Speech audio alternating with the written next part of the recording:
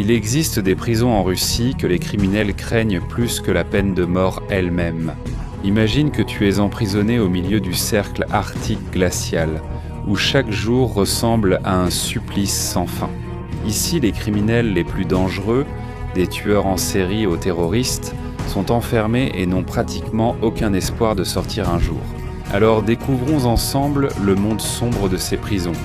Mais avant de commencer, pourrais-tu liker cette vidéo? C'est vraiment important pour nous, les créateurs de contenu. Merci beaucoup. Et maintenant, commençons. Imagine une prison plus effrayante encore que la peine de mort elle-même. En Russie, il existe un endroit où l'on jette les criminels qui ne sortiront jamais. On l'appelle le Polar Hole Fighter. Une prison située au cœur de la région la plus froide du pays, tout au nord, près du cercle arctique. Le Polar Hole, ou colonie pénitentiaire numéro 18, se trouve dans la Karp, district autonome de Yamalo-Nenets. Situé au bord de la rivière Sob, entouré d'une neige infinie, cet endroit est l'une des rares prisons supermax de Russie. C'est ici que sont placés les criminels les plus dangereux et les plus redoutés. Des tueurs en série aux cannibales, en passant par ceux qui ont été condamnés à la prison à vie. À l'époque de l'Union soviétique, cet endroit était utilisé comme partie des camps de travail forcés où les prisonniers étaient employés sur des projets lourds comme la construction de chemins de fer. Mais en 2004, il a officiellement été transformé en une prison spéciale, réservée uniquement aux personnes condamnées à perpétuité. Actuellement, elle a la capacité d'accueillir plus de 1000 personnes, mais tous ceux qui s'y trouvent n'ont pratiquement plus aucun espoir de retrouver la liberté. Cependant, le voyage pour arriver à Polar Hole est extrêmement difficile. Il faut d'abord prendre le train depuis Moscou jusqu'à la gare la plus proche, et cela prend plus de 2 jours. Ensuite, il faut encore parcourir plusieurs kilomètres en bus avant d'arriver directement à la prison. Dès le voyage, on perçoit l'isolement et l'éloignement de la civilisation. Dans la prison, tout est strictement contrôlé. Les détenus sont enfermés dans de petites cellules faites de murs épais et de fer. Leur temps dehors est restreint et les contacts avec autrui quasi interdits. Le régime spécial strict de la prison est conçu pour empêcher toute tentative d'évasion et pour briser le moral des prisonniers. En plus de cela, le climat dans cet endroit est extrêmement froid. En hiver, la température descend à des niveaux difficiles à supporter pour l'homme. Bien qu'il y ait un chauffage, de nombreux rapports disent qu'il ne suffit pas contre le froid extrême. Pour les prisonniers, ici, chaque nuit paraît une punition sans fin infligée par la nature. Outre le froid, la pire souffrance des prisonniers est la solitude extrême. Les familles ont du mal à venir, donc la plupart des prisonniers reçoivent rarement des visites. Leur lien avec l'extérieur se coupe peu à peu jusqu'à disparaître complètement. À cause de cela, beaucoup d'entre eux meurent en prison et sont simplement enterrés dans le cimetière à proximité. En fait, leurs familles ne récupèrent plus leurs restes, peut-être à cause de la gravité de leurs péchés ou de l'éloignement du lieu. Pour les criminels russes, être envoyé à la chouette polaire est jugé pire que la mort. Selon certains rapports, de nombreux prisonniers préfèrent mettre fin à leur vie immédiatement. Au lieu de souffrir chaque jour dans cette prison froide et isolée, une grande statue de corbeau se tient à l'entrée. Un symbole qui semble donner un avertissement. Pour ceux qui le voient, cela peut sembler n'être qu'une décoration ordinaire. Pour les prisonniers, cette statue leur rappelle qu'ils ne sortiront jamais d'ici. Alexandre Pichouchkine, surnommé le tueur à l'échiquier, est l'un des prisonniers les plus célèbres du Polar Hole. Il est reconnu comme l'un des pires tueurs en série de la Russie moderne. Son plan était de tuer suffisamment de personnes pour remplir toutes les cases d'un échiquier. Cela signifie 64 victimes. Il a été condamné à la prison à vie pour le meurtre de 48 personnes. Pichouchkine est connu pour son arrogance. Lorsqu'on lui a demandé par des journalistes ce qu'il ferait s'il était soudainement libéré, il a répondu « La première chose, je tuerai 2 personnes et je violerai une femme ». Mais il a changé d'attitude lorsqu'il est arrivé à la chouette polaire. Après avoir subi le froid extrême et l'isolement sans fin, il a avoué qu'il préférerait mourir plutôt que d'y rester plus longtemps. En plus de lui, un autre prisonnier amené à la chouette polaire était Acha Kolaev, le seul survivant du groupe terroriste qui a attaqué une école à Beslan. Cette attaque a coûté la vie à plus de 300 personnes dont la plupart étaient des enfants. Pour cela, il a été condamné à la prison à vie et envoyé à la Chouette polaire. Sa cellule était si petite qu'il pouvait à peine étendre son corps. Il ne pouvait que se tenir debout ou s'asseoir, mais il ne pouvait pas s'allonger correctement. Imagine, même un enfant ne pourrait pas s'allonger là-dedans. Ce type de condition est non seulement une punition physique, mais aussi une torture mentale. Il y avait aussi Yevgueni Anatolievitch Tsioplinski, l'orphelin de Solikamsk, un tueur en série ayant tué 6 personnes. Il a été condamné à la prison à vie et emmené également à la Chouette polaire. Mais son esprit n'a pas supporté les souffrances extrêmes à l'intérieur de la prison. À cet égard, Tsioplinski a été retrouvé suicidé et enterré dans le cimetière, juste à côté de la prison. La vie quotidienne à la Chouette polaire est pleine de souffrances. Chaque prisonnier est strictement surveillé et n'a presque aucun droit. Ils n'ont pas le droit de parler librement. Leur sortie de cellule est très limitée et toujours surveillée par un gardien. Beaucoup souffrent de dépression, d'une anxiété intense et ont l'impression d'être lentement dévorés par la tristesse. En réalité, la nourriture est souvent insuffisante, froide et difficile à avaler.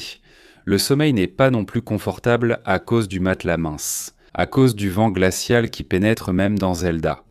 Il y a aussi des rapports de mauvais traitement et de violence de la part des gardiens, ce qui aggrave encore la situation des prisonniers. Quand on regarde l'ensemble, il est clair pourquoi de nombreux criminels disent qu'il vaut mieux mourir que de vivre au hibou polaire. Si même les criminels violents fuient ici, qu'adviendrait-il alors des gens ordinaires ? Le hibou polaire n'est pas une simple prison, mais le symbole du destin le plus cruel pour un criminel en Russie. Les détenus sont aussi répartis dans divers types de cellules. Ils peuvent être seuls, accompagnés, ou dans une pièce exiguë comme celle du célèbre terroriste Nour Pachi-Koulaïev. Même s'il y a un lit dans la cellule, il est strictement interdit de s'allonger ou de s'asseoir pendant la journée. Ils ne peuvent s'allonger qu'à l'extinction des feux. Ainsi, du réveil jusqu'au coucher, ils restent debout toute la journée. C'est une forme de torture psychologique qui détruit progressivement leur santé mentale.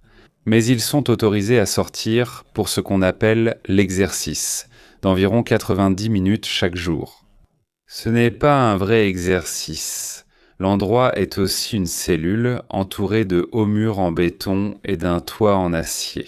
Ils ne voient qu'une petite partie du ciel. Comme mentionné précédemment, l'un des aspects les plus cruels de cette prison est le climat. Leur uniforme mince protège à peine de la neige.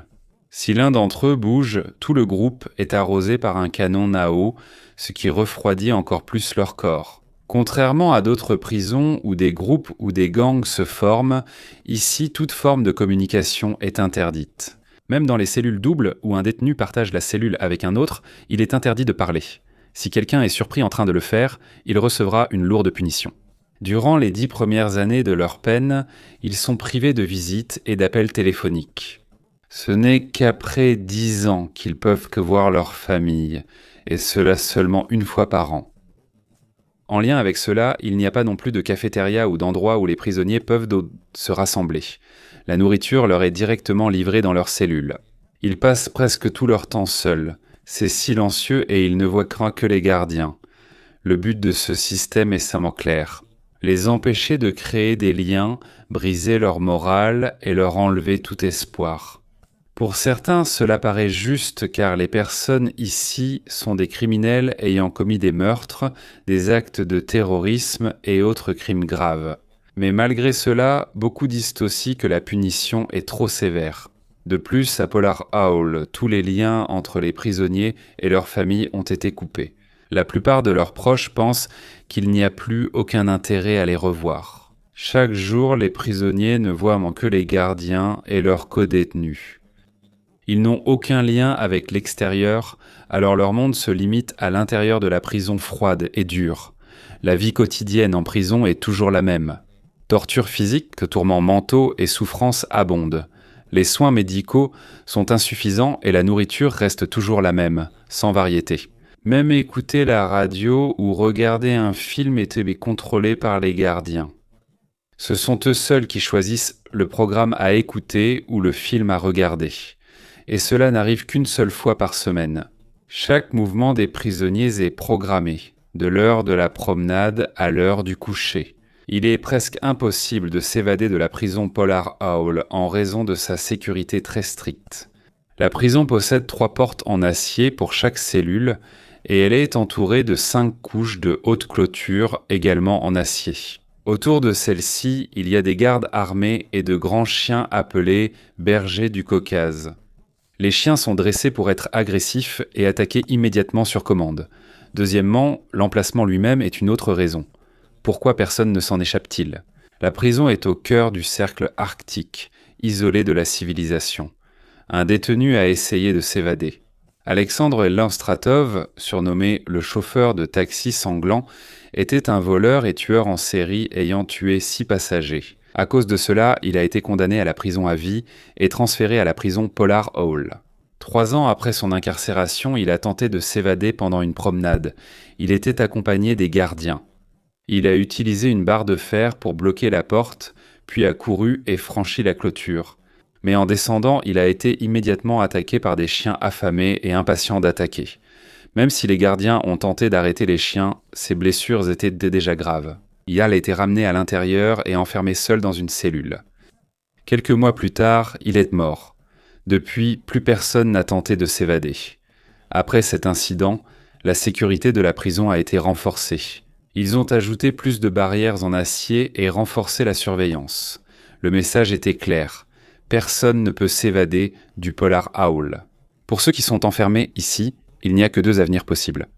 Vivre toute sa vie sous un climat glacial, en subissant des punitions physiques et psychologiques, ou mettre fin à ses jours à cause du désespoir. Tout le monde ne tient pas le coup. Beaucoup choisissent de mettre fin à leur souffrance en se suicidant. De plus, autour de la prison, il y a une petite ville dont l'économie tourne presque entièrement autour de l'existence de la prison. On l'appelle la ville-prison car presque tous y sont liés aux opérations de Polar Owl. Pour les gens de l'extérieur, ce n'était qu'une partie de leur communauté. Mais pour les détenus, c'est la fin de leur monde. Au cœur du désert glacé de Yamal-Nenets, en Russie, se trouve une prison réputée pour sa cruauté et ses conditions de vie extrêmes, la colonie Nero. 3 également appelée prison du loup polaire. Devant celle-ci se dresse une statue de loup, symbole de la férocité et de la brutalité du lieu. L'histoire de cette prison remonte à l'époque de Joseph Staline. Elle a été construite par des prisonniers issus d'anciens camps. C'était un camp du Goulag où des milliers de personnes ont été forcées à travailler dans des lieux dangereux en Sibérie. Depuis toujours, cet endroit est reconnu comme un centre de souffrance et reste l'une des prisons les plus dures du système pénitentiaire fédéral russe. À l'intérieur du loup polaire, plus de 1000 prisonniers sont incarcérés. Chaque jour, ils doivent endurer un froid extrême, une nourriture à peine suffisante pour survivre et des violences répétées de la part de tous les gardiens. Les nuits restent les plus difficiles, même quand il fait froid, faute de chauffage adapté. Certaines cellules n'ont pas de vrais radiateurs, parfois il est simplement fixé au mur. Lorsqu'un détenu enfreint les règles, il peut se retrouver en isolement cellulaire. Il y a environ 2 douzaines de ce type de cellules où ils sont complètement enfermés sans aucune communication avec l'extérieur. Selon un ancien prisonnier, ici, la seule façon de survivre est d'obéir sans aucun doute et sans poser de questions aux volontés des gardiens.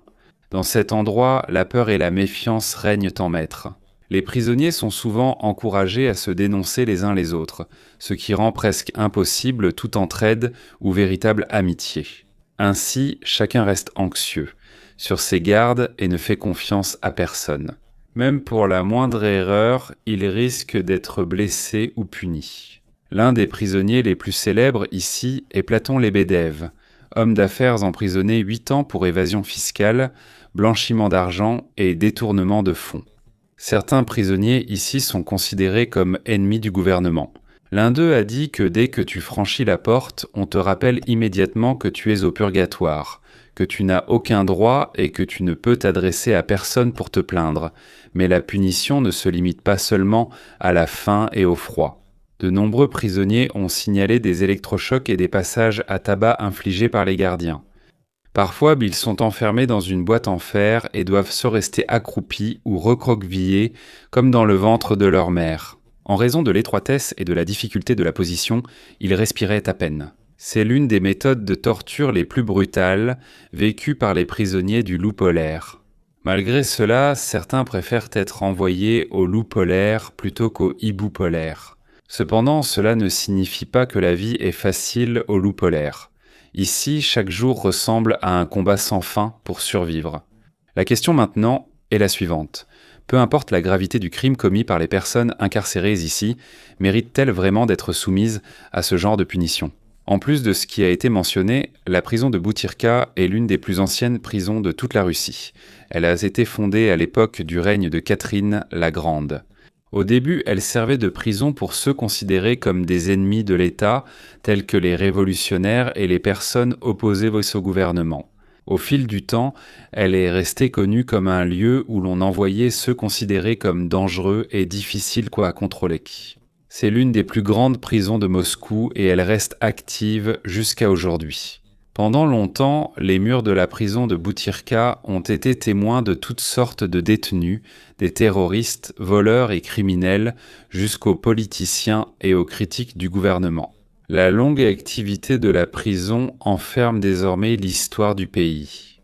Mais au-delà de l'histoire, la situation actuelle à l'intérieur est encore plus effrayante. L'un des plus grands problèmes est la surpopulation carcérale. Elle n'a une capacité que d'environ 2000 personnes. À cause de cela, les cellules sont souvent surpeuplées. Il y a des rapports indiquant que plus de 100 personnes se retrouvent dans une cellule initialement conçue pour seulement 10 personnes. Ces conditions rendent presque impossible une vie décente pour les détenus à l'intérieur. Outre la surpopulation, la chaleur extrême en été est aussi un problème. Moscou connaît des températures élevées l'été et la prison manque presque totalement de ventilation. Quand il fait chaud dehors, il fait encore plus chaud dans les cellules surpeuplées, où les prisonniers sont coincés dans des espaces étroits et sombres. Cela entraîne une maladie rapide et une grande fatigue. Avec la surpopulation, l'hygiène n'est pas assurée et beaucoup de cellules sont sales. L'air sent la sueur, la fumée et la saleté, moisissures sur murs et plafonds, installations abîmées. À cause de cela, les maladies comme la tuberculose et d'autres infections se propagent facilement. Le surpeuplement et le manque de soins font que de nombreux détenus tombent malades et ne guérissent plus pas. Mais pire encore, il y a des rapports selon lesquels les détenus, en particulier les toxicomanes, continuent d'introduire des drogues interdites à l'intérieur. Faute de fournitures, de nombreux détenus partagent une seule seringue, ce qui favorise la propagation rapide de maladies comme le sida. Cette situation aggrave encore davantage leurs conditions. Beaucoup meurent, non seulement à cause de la surpopulation et de la chaleur, mais aussi des maladies contagieuses presque impossibles à contrôler en prison. Certains spéculent que des responsables de la prison négligeant volontairement la situation pour punir les détenus ayant commis des crimes graves comme le meurtre, la rébellion ou l'opposition au gouvernement. En réalité, pour certains, les conditions à l'intérieur de la prison de Boutirka sont encore plus dures que la peine de mort elle-même. Comparée à d'autres prisons comme la Chouette polaire, connue pour son froid extrême, la prison de Boutirka est tout le contraire. Ici, c'est la chaleur, la surpopulation et la propagation des maladies qui tuent les détenus. Dans les deux cas, on voit que personne ne peut échapper à une souffrance extrême. C'est pourquoi ces deux prisons sont considérées comme parmi les plus effrayantes de toute la Russie. Pendant ce temps, l'une des histoires les plus redoutées concerne 3 prisonniers, Anatoly, Vladimir et Boris.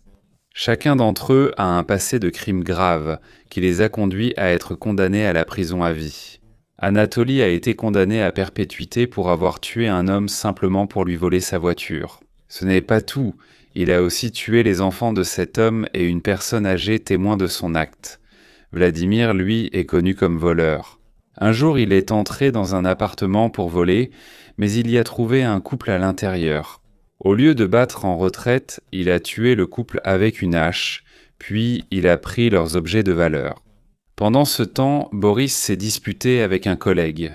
Dans un accès de colère, il est entré chez lui et a tué la mère et l'enfant de son collègue. Les 3, déjà incarcérés auparavant, ont finalement été condamnés à la réclusion à perpétuité. Même si la prison était stricte, ils ont trouvé une opportunité.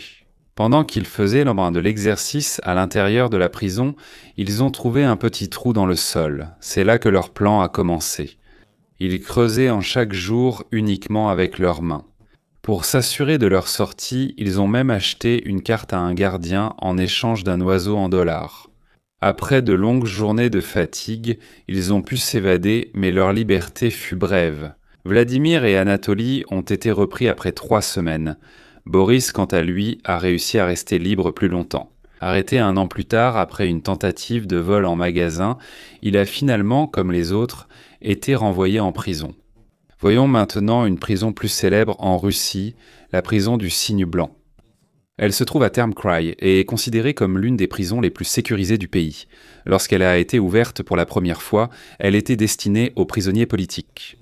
Mais elle est finalement devenue un lieu pour les condamnés à perpétuité. Depuis lors, aucun prisonnier n'en est jamais sorti libre. À la différence d'autres prisons surpeuplées, le White Swan a une grande capacité mais reste inoccupé. Malgré cela, cela ne veut pas dire que la vie à l'intérieur est facile. Son nom, White Swan, a 2 origines. Premièrement, il vient de sa couleur blanche éclatante. Deuxièmement, il vient de la manière particulière dont les prisonniers sont déplacés. Lorsqu'ils sont transférés d'un endroit à un autre, ils doivent se pencher profondément, les mains menottées dans le dos, et leur posture ressemble à celle d'un cygne. Dans cette position, ils ne peuvent pas blesser les gardiens ni causer de troubles. À l'intérieur du Cygne blanc, la communication des prisonniers avec l'extérieur est complètement coupée. Ils n'ont pas de télévision, ils n'entendent pas la radio et ils ne reçoivent pas non plus de visiteurs. La seule chose qu'ils voient, ce sont leurs compagnons de cellule et les gardiens stricts.